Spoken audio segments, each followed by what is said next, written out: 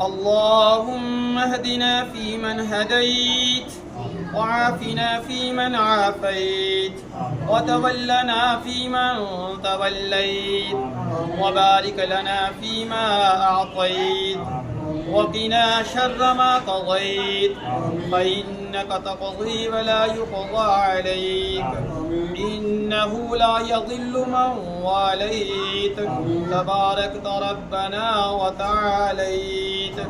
اللهم اغفر للمؤمنين والمؤمنات والمسلمين والمسلمات، وألف بين قلوبهم، وأصلح ذات بينهم. اللهم أنجِ المستضعفين من المؤمنين في فلسطين. اللهم أنجِ المستضعفين من المؤمنين في غزة. اللهم انصرهم على عدوك وعدوهم. اللهم لعن كفرة أهل الكتاب الذين يصدون عن سبيلك ويكذبون رسلك ويقاتلون أولياءك.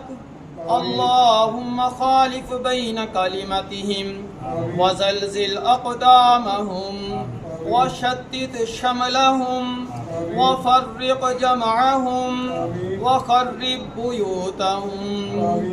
اللهم أنزل بهم بأسك الذي لا ترده عن القوم المجرمين.